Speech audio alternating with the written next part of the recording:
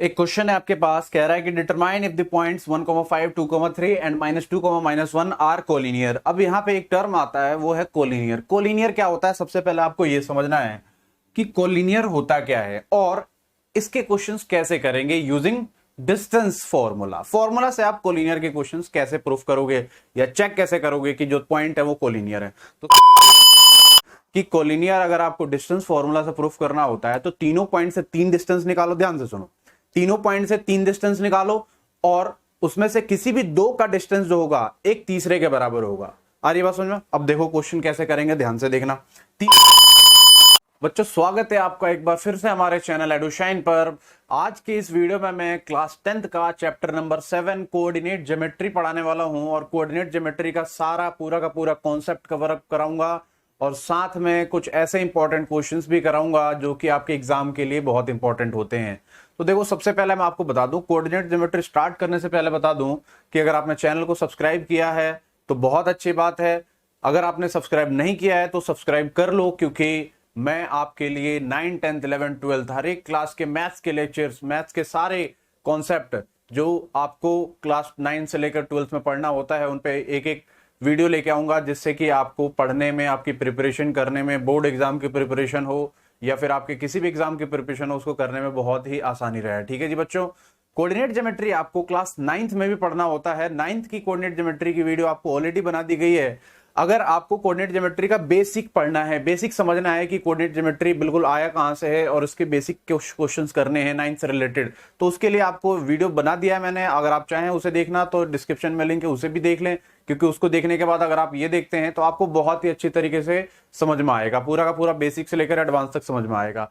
अब class 10th का जो चैप्टर 7 कोऑर्डिनेट ज्योमेट्री है, इसमें क्या क्या पढ़ना है सबसे पहले मैं आपको वो बताता हूं एंड देन उसके बाद हम आगे भी इसमें देखेंगे कि क्या क्या चीजें होती हैं। ठीक है जी, सबसे पहले देखेंगे कि क्लास 10th के कोऑर्डिनेट ज्योमेट्री में आपको जो सबसे पहली बात है वो ये है कि आपको डिस्टेंस फॉर्मूला पढ़ना है। क्या पढ़ना है? डिस्टेंस फॉर्मूला पढ़ना है।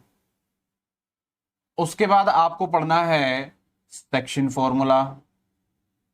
सेक्शन फॉर्मूला, ठीक है जी। देन आपको पढ़ना है, अब सेक्शन फॉर्मूला में दो पार्ट हैं, देख लीजिए। सेक्शन फॉर्मूला आपको इंटरनली और एक्सटर्नली के लिए पढ़ना है। एक्सटर्नली, ठीक है जी। ये सारी चीजें क्या होती हैं मैं आगे आपको बताऊंगा। उसके बाद आपको पढ़ना है mid point formula. Mid point formula, ठीक है जी। देन आपको क्या पढ़ना है? आपको पढ़ना है area of triangle. Area of triangle, area of triangle कैसे निकाल सकते हैं। एंड आपको पढ़ना है centroid of triangle. Centroid of triangle. बच्चों, एक बात मैं आपको बताना चाहता हूं, यहां पर सेशन 2020-21 के सेशन में कुछ टॉपिक कटवा दिए गए हैं जो कि 2020-21 के बस एग्जाम में नहीं आएंगे। इसका मतलब यह बिल्कुल भी नहीं है कि आगे भी नहीं आएंगे। आगे आप अगर कोई भी एग्जाम देते हो तो उसमें इन तरीके, ये जो कोऑर्डिनेट ज्योमेट्री में आपको पढ़ना है, इससे रिलेटेड क्वेश्चंस तो जरूर पूछे जाएंगे। सिलेबस अगर कटवा दिया गया है उससे कोई मतलब नहीं है। आपको पहले वो टॉपिक पढ़ने हैं जो कि आपके एग्जाम में आने वाले हैं और बाद में आपको वो सारे टॉपिक भी पढ़ने होंगे। टाइम निकाल कर अगर आप पढ़ लेते हैं तो आपके लिए फ्यूचर में बहुत ही इंपॉर्टेंट रोल प्ले करेगा। ठीक है जी। तो देखो, सबसे पहले मैं आपको बता दूं, आपको distance formula, section formula, mid point formula, ये तीन चीजें पढ़नी है। सेक्शन फॉर्मूला में आपको एक्सटर्नली वाला पार्ट नहीं आ रहा है, ठीक है जी। आपको ये तीन टॉपिक तो पढ़ने ही पढ़ने हैं। उसके बाद एरिया ऑफ ट्रायंगल आपका इस सेशन के लिए हटवा दिया गया है और सेंट्रॉइड ऑफ ट्रायंगल भी आपका हटवा दिया गया है। मतलब ये तीन टॉपिक जो है, तीन आपके ये टॉपिक आपको इससे रिलेटेड क्वेश्चंस आएंगे। ठीक है जी बच्चों, अब थोड़ा सा ध्यान देंगे हम कि कोऑर्डिनेट ज्योमेट्री का जो चैप्टर है वो इतना इंपॉर्टेंट क्यों है। तो देखो, कोऑर्डिनेट ज्योमेट्री का चैप्टर इसलिए भी इंपॉर्टेंट है कि आप 11th क्लास या 12th क्लास में भी जाते हो तो कोऑर्डिनेट ज्योमेट्री आपको पढ़ने को मिलता है।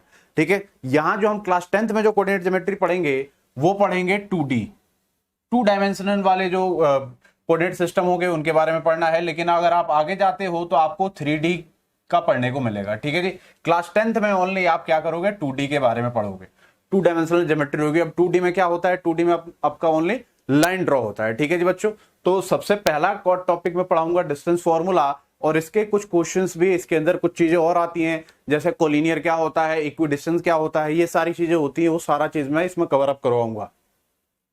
सबसे पहला टॉपिक है हमारा डिस्टेंस फॉर्मूला। अब मैं आपको डिस्टेंस फॉर्मूला बताऊंगा कि डिस्टेंस फॉर्मूला होता है क्या है, और इससे रिलेटेड क्वेश्चंस भी करवाऊंगा। ठीक है जी बच्चों, एक बात और, अगर आप चाहते हो कि डिस्टेंस फॉर्मूला का डिराइव आप कराएं तो आप वीडियो में कमेंट करो, मैं एक डिराइव के लिए अलग से वीडियो बनाऊंगा, क्योंकि डिराइव एक्चुअली एग्जाम में पूछा नहीं जाता, इसलिए इस वीडियो में मैं कवर अप नहीं करवा रहा हूं। इस वीडियो में वही चीज कवर अप करवा रहा हूं जो आपके एग्जाम में पूछा जाएगा या फिर जो आपके एग्जाम के लिए इंपॉर्टेंट है। ठीक है जी, तो देखो सबसे पहले हम बात करेंगे कोऑर्डिनेट सिस्टम जो होता है आपका, ये कार्टेशियन प्लेन हो गया, इसमें ये एक्स एक्सिस हो गया और ये क्या हो गया आपका वाई एक्सिस हो गया।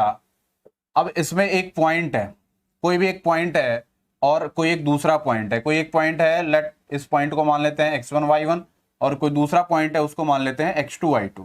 अब थोड़ा सा ध्यान देंगे कि अगर दो पॉइंट दिए गए हैं और आपसे बोला जाता है कि इन दोनों पॉइंट के बीच का डिस्टेंस निकालो, दो पॉइंट दिया गया है और इन दोनों पॉइंट के बीच का आपको डिस्टेंस निकालना है, तो इसके लिए हमें पढ़ना होता है, डिस्टेंस फॉर्मूला पढ़ना होता है।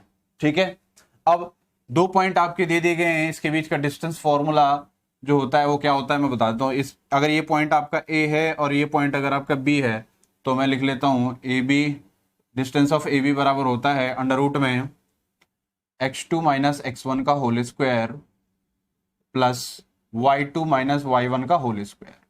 अब ये कहां से आया है इसके लिए आपको कमेंट करना पड़ेगा, जिससे मैं आपको एक वीडियो बनाऊंगा, स्पेशल वीडियो बनाऊंगा और उसमें सारा एनालिसिस करके आपको बताऊंगा। ठीक है जी बच्चों, तो देखो क्या हो जाएगा, A B equal to x2 minus x1 का whole square plus y2 minus y1 का होल स्क्वायर। अब यहाँ पे एक नोट है, नोट ये है कि अगर आपने x2 माइनस x1 का होल स्क्वायर लिखा है, इसको आप अगर चेंज करके x1 माइनस x2 का होल स्क्वायर लिखते हो तो भी कोई फर्क नहीं पड़ता, आपका फॉर्मूला, ये फॉर्मूला भी आप लगा सकते हो, क्वेश्चन आंसर में आपको कोई चेंज नहीं मिलेगा। मतलब x1 माइनस x2 का whole square plus y1 minus y2 का होल स्क्वायर भी आप लगा सकते हो। ठीक है जी बच्चों, अब एक एग्जांपल ले लेते हैं, जैसे कि मुझे दे दिया गया है, एक पॉइंट दे दिया गया है कि फाइंड डिस्टेंस, कह रहा है find distance of p 2,3 and q 6,4।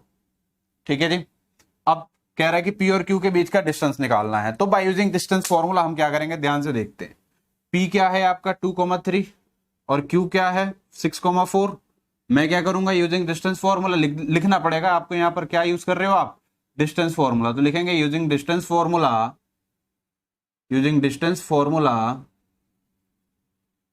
P Q is equal to हो जाएगा अंडर रूट में x2 minus x1, x2 minus x1 का whole square plus y2 minus y1 का होल स्क्वायर।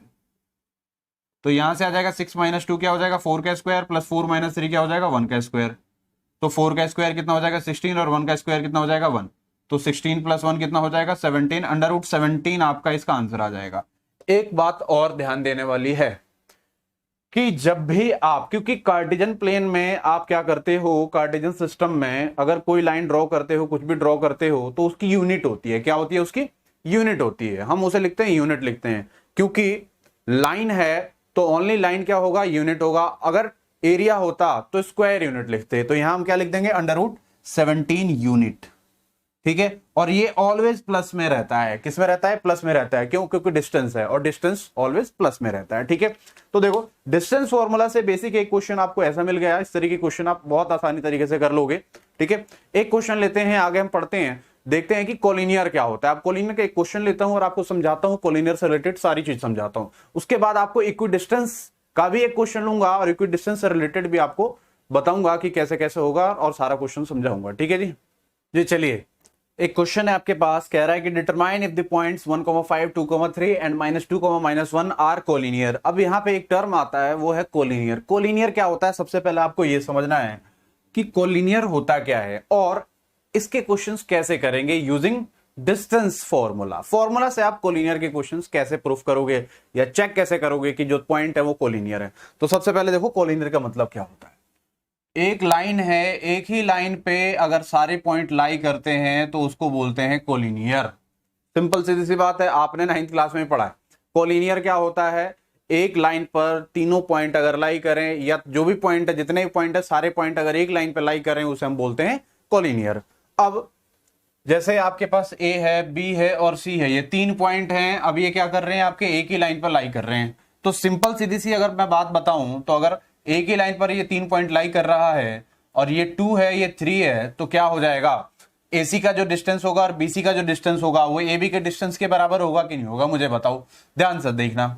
अगर मान लो ये 2 है, ये 3 है, मैंने कुछ भी मान लिया अपने मन से, 2 मान लिया है, 3 मान लिया है, और ए सी प्लस बी सी बराबर ए बी होगा कि नहीं, ये प्लस ये करोगे तो टोटल ही तो होगा।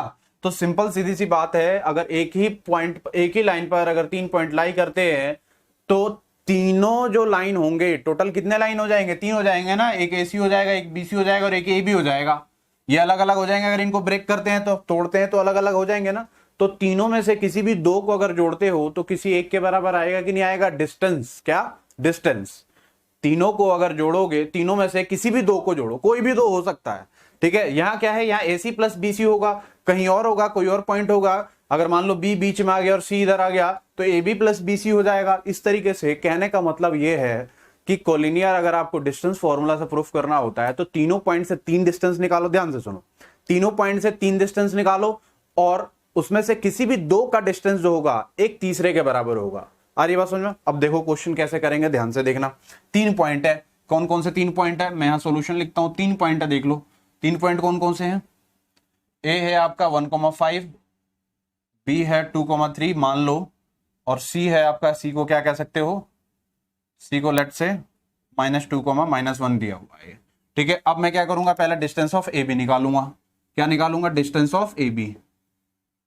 डिस्टेंस ऑफ ए बी क्या हो जाएगा, अंडर रूट में x2 - x1 का whole square plus y2 - y1 का होल स्क्वायर।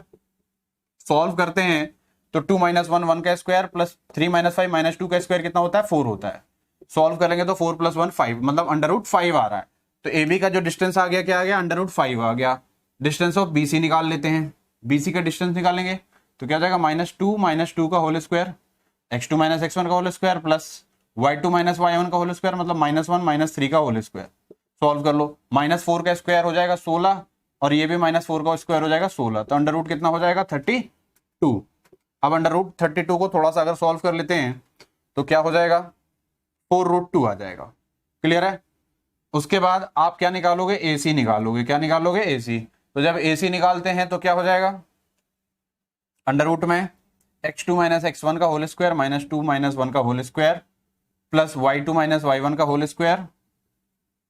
अब इसे सॉल्व कर लो, 2 - 1 कितना हो जाएगा, 3 का स्क्वायर, और -5 - 1 हो जाएगा -6 का स्क्वायर। तो -6 का स्क्वायर जब करोगे, सिंपली देख लेते हैं, इनको लिख लेते हैं। -3 का स्क्वायर हो जाएगा 9, -6 का स्क्वायर हो जाएगा 36।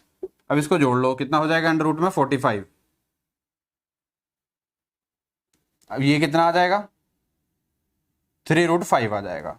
आ रही है बात समझ में? मतलब ये हुआ कि आगे 3√5, ये आगे √5 और ये आ गया आपका 4√2। ठीक है जी बच्चों, तो तीनों में से अगर हम जोड़ते हैं तो देख लेते हैं कि 3√5 और √5 हो जाएगा 4√5, बट यहां क्या है 4√2। तो यहां पे लिख देंगे कि these points are not collinear। Collinear क्यों नहीं है ये पॉइंट्स? तो किसी का भी अगर हम पेयर बनाते हैं, किसी भी दो को जोड़ते हैं तो तीसरा नहीं आता। 3√5 को 4√5 से जोड़ेंगे तो 4√5 आएगा, बट यहाँ पे क्या है 4√2 है। आ रही बात समझ में? तो इसका मतलब ये हुआ कि किसी भी दो का सम तीसरे के बराबर नहीं आ रहा है तो ये कोलिनियर नहीं होगा। लेकिन अगर किसी भी दो का सम किसी तीसरे के बराबर आ रहा होता तो सिंपली क्या लिख देते, दिस इज कोलिनियर। आ रही बात समझ में? कोई प्रॉब्लम है, कोई दिक्कत है? अगर आपको कोलिनियर प्रूफ कराना है, 3 पॉइंट दिए हुए हैं, तो डिस्टेंस फॉर्मूला से आप ऐसे ही प्रूफ कराओगे। क्लियर है? अब नेक्स्ट हम आगे चलते हैं, नेक्स्ट क्वेश्चन देखते हैं इक्वी डिस्टेंस वाला, कि इक्वी डिस्टेंस वाले क्वेश्चनों को कैसे किस तरीके से सॉल्व किया जाएगा। तो नेक्स्ट क्वेश्चन क्या कह रहा है, कह रहा है कि find the point on the x axis. कहां पे पॉइंट निकालना है, एक्स एक्सिस पर। ये भी ध्यान देने वाली बात है। विच इज इक्वी डिस्टेंट, क्या है वो, इक्वी डिस्टेंट फ्रॉम 2, -5 एंड -2, 9। मतलब ये दो पॉइंट है, इन दोनों पॉइंट से क्या है, इक्वी डिस्टेंस है, और निकालना कहां है आपको, एक्स एक्सिस पे निकालना है। तो देखो ध्यान से देखेंगे, सबसे पहले आपको बता दूं, इक्वी डिस्टेंस का मतलब होता है इक्वल डिस्टेंस। इक्वी डिस्टेंस का मतलब सिंपल मतलब होता है इक्वल डिस्टेंस। देखिए ये जो इक्वी डिस्टेंस लिखा है यहां पर, हम इसको क्या बोल सकते हैं, इक्वल डिस्टेंस बोलते हैं। ठीक है, अब थोड़ा सा ध्यान देंगे, एक्स एक्सिस पर अगर कोई पॉइंट पूछा गया है तो मान लो कोई एक्स एक्सिस है ये एक्स एक्सिस का पॉइंट हो गया, इसको मान लो P, क्या मान लेंगे, इसको P मान लेंगे, और P एक्स एक्सिस पर है, ओके, और इसका डिस्टेंस 2, -5 से और क्या -2,9 से, -2,9 से, इसको मैं क्या मान लूंगा, A मान लूंगा और इसको B मान लूंगा, ठीक है जी, आप इसे कुछ भी मान सकते हो। अब PA का जो डिस्टेंस है और PB का डिस्टेंस ये क्या है, इक्वल है, क्यों, क्योंकि एक्स एक्सिस पर जो पॉइंट है इक्वी डिस्टेंस फ्रॉम 2, -5 एंड -2,9, इसलिए क्या हो जाएगा, PA और PB का जो डिस्टेंस हो जाएगा क्या हो जाएगा, इक्वल हो जाएगा। अब एक बात यहां पे ध्यान देने वाली है कि on point on X axis, तो एक्स एक्सिस पे अगर कोई पॉइंट आता है तो ध्यान से देखो, ये अगर कार्टेशियन सिस्टम है तो ये एक्स एक्सिस है, यही तो एक्स एक्सिस है, अगर इस पे कोई भी पॉइंट लेते हो, कहीं भी कोई पॉइंट लेते हो, तो यहां पर y की वैल्यू क्या होती है, 0 होती है। अगर आप एक्स एक्सिस पे कोई पॉइंट लेते हो तो y की वैल्यू क्या होगी, 0 होगी। x की तो कुछ भी वैल्यू हो सकती है, बट y की क्या होगी, 0 होगी। ऐसे ही अगर y एक्सिस पे लेते हो पॉइंट, तो y पे तो आपका क्या होगा, y पे x तो 0 होगा, लेकिन y की कुछ भी वैल्यू हो सकती है। तो इस क्वेश्चन में क्या है, एक्स एक्सिस पे बोला है तो मैंने x को x ले लिया है और y को क्या ले लेंगे, 0 ले लेंगे, क्यों, क्योंकि यहाँ पर y की कोई वैल्यू नहीं होती। क्लियर है। तो अब थोड़ा सा हम आते हैं अपने क्वेश्चन पर। क्वेश्चन में क्या बोल रहा है, PA और PB, तो distance of PA is equal to distance of PB लिख दूंगा, ध्यान से देखेंगे, distance of PA is equal to लिख दूंगा distance of PB, distance of PB। अब आपको कुछ भी नहीं करना, सिंपल डिस्टेंस फॉर्मूला लगाना है, सॉल्व करना है, आपका आंसर आ जाएगा बहुत आसान तरीके से, ठीक है।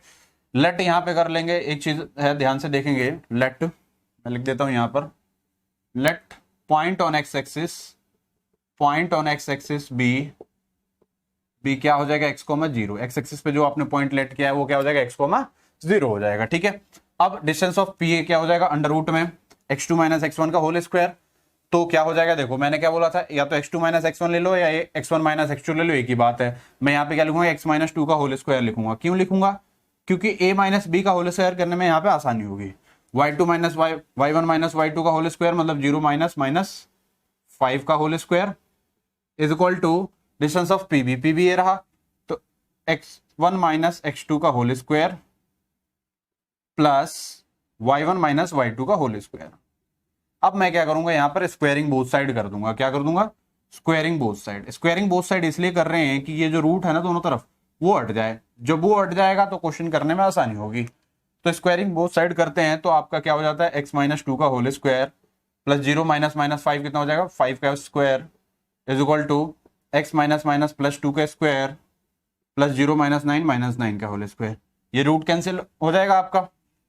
अब देखो a - b का होल स्क्वायर लगाओ, a square plus b square, b मतलब 2 का स्क्वायर करोगे तो 4 माइनस 2ab कितना हो जाएगा, 4x हो जाएगा, प्लस 5 का स्क्वायर आ जाएगा 25, यहां से करो a square plus b square plus 2ab मतलब 4x, और प्लस 9 का स्क्वायर करोगे 81 आ जाएगा। यहां से क्या कर दोगे, एक्स स्क्वायर से एक्स स्क्वायर कैंसिल, प्लस 4 से प्लस 4 कैंसिल, और ये बात समझ में, प्लस 4 है इधर क्या हो जाएगा, -4, तो -4x ऑलरेडी है और ये वाला -4x इधर आ जाएगा, ये 81 माइनस कितना हो जाएगा 25, ये कितना हो जाएगा, माइनस का 8x इज इक्वल टू आ जाएगा 56।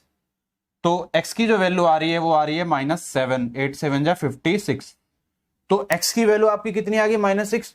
तो पॉइंट ऑन एक्स एक्सिस क्या हो जाएगा, -7,0। पॉइंट ऑन एक्सिस क्या हो जाएगा आपका, x, 0। तो यहां पे लिख देंगे since point of x axis is what, -7,0। Clear है, सिंपली समझ में आ गया। इस कॉन्सेप्ट से जो मैंने आपको अभी बताया है, इससे आप एक्सरसाइज 7.1 बहुत आसान तरीके से कर सकते हो, सारे क्वेश्चंस कर सकते हो। अगर फिर भी आपको किसी क्वेश्चन में डाउट होता है तो आप कमेंट करके बताइए, मैं एक ऐसा वीडियो लेके आऊंगा जिसमें एक एक क्वेश्चन का सोल्यूशन करूंगा। आ रही बात समझ में आपको? अगर ये टॉपिक समझ में आया हो, सारा कॉन्सेप्ट समझ में आया हो, तो वीडियो को लाइक जरूर करो। कोई डाउट है तो क्वेश्चन आप कमेंट में डालो और शेयर करो, जिससे कि आपके साथ के बच्चे हैं उनको भी अच्छी तरीके से सारा का सारा चीज समझ में आए। ठीक है जी बच्चों।